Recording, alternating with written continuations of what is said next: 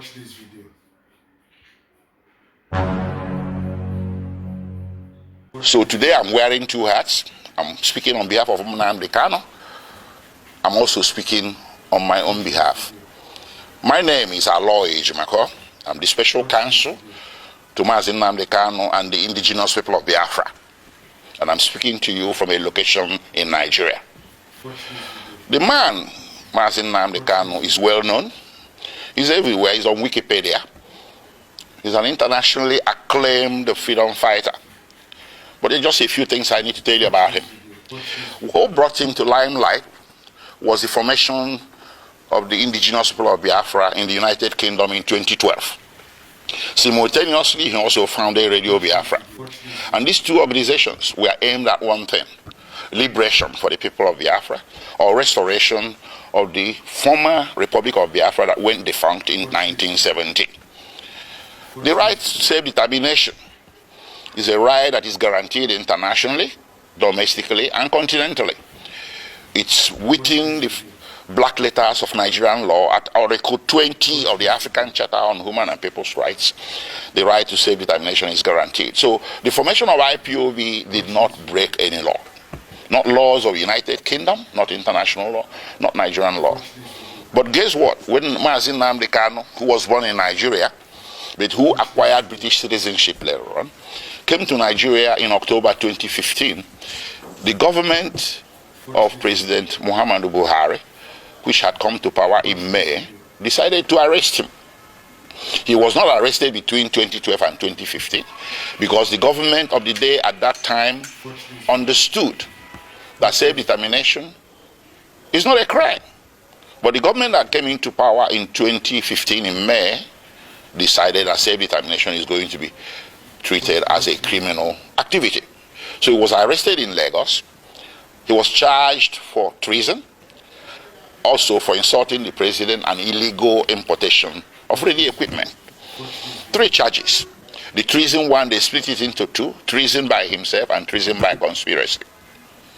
This thing went on from 2015 until April 2017, when he was eventually granted bail. So he was detained for nearly 18 months. After granting him bail, he returned to his ancestral home in the southeastern part of Nigeria, and he was enjoying his bail when suddenly, between 10 September and 14 September 2017, the Nigerian army, without any justification whatsoever, levied lethal, massive military operations against Nnamdi Kanu's ancestral home. That day, he was sitting at home with a couple, with so many people, his family members, including his 2 elderly parents. The attack was lightning. It was a bleakage. It was massive, and it was not the type of an attack you will expect a national military force to levy on a civilian location. But they did. At the end of the day, 28 people lost their lives. Nnamdi Kanu sustained injuries. His parents sustained injuries as well, but somehow, by the grace of God, they all managed to escape. From there, the rest is history. And because there was a national and international manhunt for him by the security forces, which rules of engagement was to shoot, not to maim. If you see Nnamdi Kanu, if you encounter him anywhere, shoot not to maim. Not to maim, but shoot to kill. That's what they went there to do on 10 September, but they didn't succeed. But it went on. They went on in a manhunt. So Nnamdi Kanu was forced to flee the municipal boundaries of Nigeria in search of safe haven overseas. Eventually, in May 2021, he settled in Kenya. He entered Nairobi and settled in Kenya somewhere. He never knew that Nigerian security forces, the international branch of it, were laying in wait for him. They laid an ambush for him. So on 19th June 2021, he drove himself to Jomo Kenyatta International Airport on a personal errand. As soon as he drove into the parking lot, and alighted from his vehicle. Several well-armed security men suspected to be of a mixture of Nigerian and Kenyan security forces swooped on him, grabbed him, abducted him, and put him forcibly in a vehicle and drove away. Well, they didn't take him to the police station. They didn't take him to immigration because he was a foreigner. He should have been taken to immigration. They didn't take him to any official law enforcement facility. They took him to a secret location in Nairobi, a non-official secret location. So in effect, they disappeared him. And they kept him at that secret location for a whole 8 days. And those 8 days he endured horrendous torture. All these are matters of record between the various tribunals and courts before whom this matter has been brought. I cannot begin to give you all the details. Horrendous torture in violation of basic human rights, in violation of the laws of Kenya, Nigeria, and the international community. When Nnamdi Kanu was abducted on 19th June 2021, the proper thing that should have been done is to take him to a police station, from there to a court. And then if you wanted him back in Nigeria, you subject him to what is called extradition proceedings. This is a basic tenet of the law that you see in the laws of any nation. Kenya has an extradition act to which Nnamdi Kanu should have been subjected. But guess what? They didn't do that. They rather disappeared him for 8 days, tortured him to their heart's content.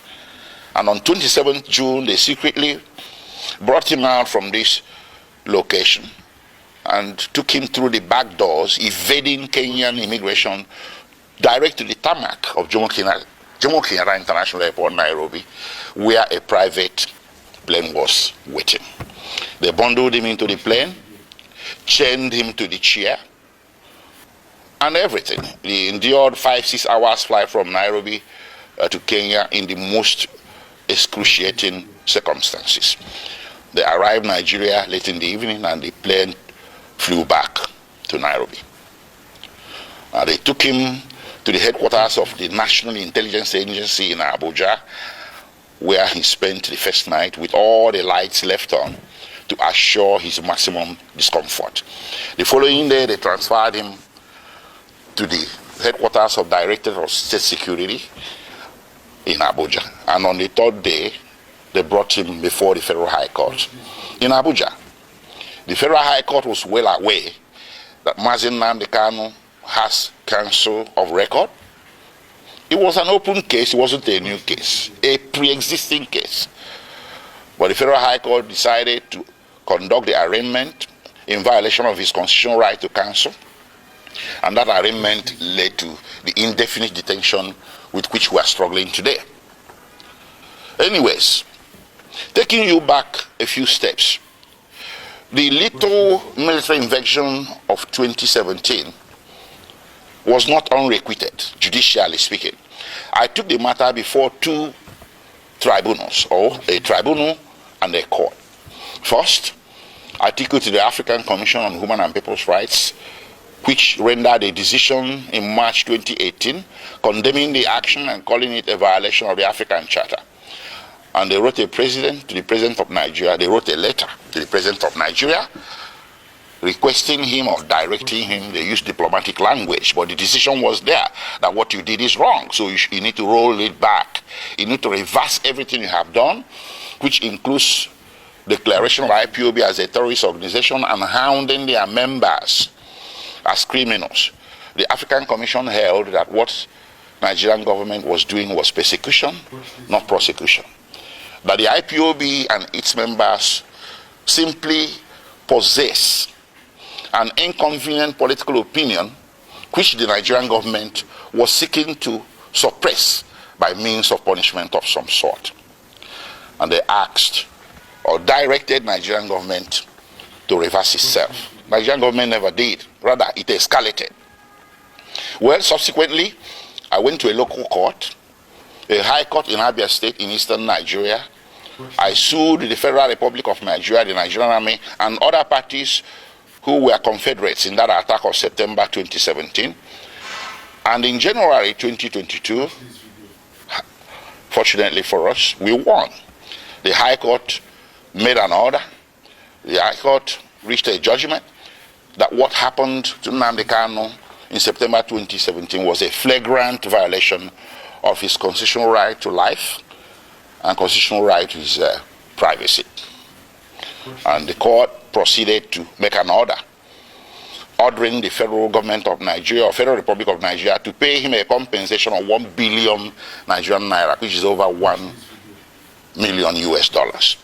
The court also ordered the Federal Republic of Nigeria and the President of Nigeria to issue a public apology to be published in 3 national Nigerian newspapers to Nnamdi Kanu. None of this has happened. So we kept that aside. So when they brought Nnamdi Kanu forcibly from Kenya without extradition proceedings, I characterized it an act of extraordinary rendition. Initially, there was a misunderstanding, a broad, widespread misunderstanding by vast majorities of Nigerians who were mouthing the cliche, Nnamdi Kanu extradited from Kenya. No, that was wrong. He wasn't. I told people he wasn't. He was extraordinarily renditioned or rendered, and that is against international law, Kenyan law, and laws of the Federation of Nigeria.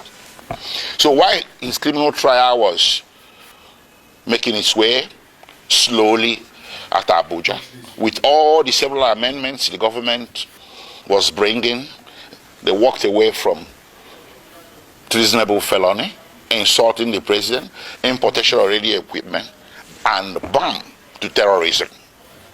That's how it happened. And they did this 7 times. 7 amendments. If Nnamdi Kanu was guilty, why is it taking so long to bring him to trial between 2015 and today? That is 8 years. So what he's undergoing is not really a judicial trial. It's a trial by ordeal. Trial by fire.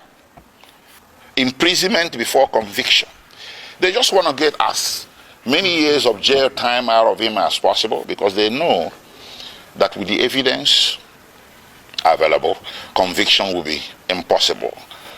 And that was made worse by the extraordinary rendition, which I took also as a civil violation to a federal high court in Nigeria. And in October 2022, the federal high court came down with a judgment that extraordinary rendition was a violation of his constitutional rights, his fundamental rights, and they awarded him 500 million Nigerian naira. That's about $800,000. So all around, everywhere that this matter has gone to, including in July 2022, before the Human Rights Council at the United Nations, the Human Rights Council, United Nations, came down with an opinion that what happened to Nnamdi Kanu in Kenya and that brought him to Nigeria is a very grave violation of international law. And they directed that he should be released unconditionally. And of course, the Court of Appeal in Nigeria did come down with a similar judgment in same October 2022, discharging Nnamdi Kanu of all charges and bearing any further trial of his person in any court in Nigeria as a consequence, as a direct consequence of the extraordinary rendition. So what more can you ask for a man to deserve his freedom? How many have I counted? United Nations, which in this case should be considered a world court. Then you have the Nigerian Court of Appeal, which is the second highest court in the Federal Republic of Nigeria. Then you have the Federal High Court, which is the court of first instance at the federal level. And of course, you have the State High Court that awarded him 1 billion Nigerian naira. So between 2015 and today, 8 years and running, Nnamdi Kanu has snagged 4 major victories against the Federal Republic of Nigeria, with Federal Republic of Nigeria winning nothing. What more do you need as stark evidence, affirmative evidence that what is happening here, ladies and gentlemen, is an act of persecution, not prosecution? It's time to end it. On his behalf, I will ask all men and women of goodwill everywhere in the world to speak up. There was this saying about Jews. When they came for the Jew, you said nothing. When they came for the Jew, you said nothing because you're a trade unionist. Then when they came for the trade unionist, you said, well, I'm a scientist. You said nothing. They took the Jew, they took the trade unionist. And then when they came for the scientist, nobody spoke for you. Nnamdi Kanu is a poster boy for all the injustices that a great race, the Igbo people, and their cousins in the former eastern Nigeria have been subjected to since the founding of Nigeria. These injustices became more public because since 2015 they have been escalated. So how do you fight back? You fight back by telling the system, I want out. I want my own country is not a crime. It does not require a bullet. It doesn't require muscular military law enforcement. What it requires is sitting across the table and talking about it. A lot of nations have been founded on referendum. That's what Nnamdi Kanu and the Indigenous people of Biafra were asking for. That led to all this conundrum, to all this saga.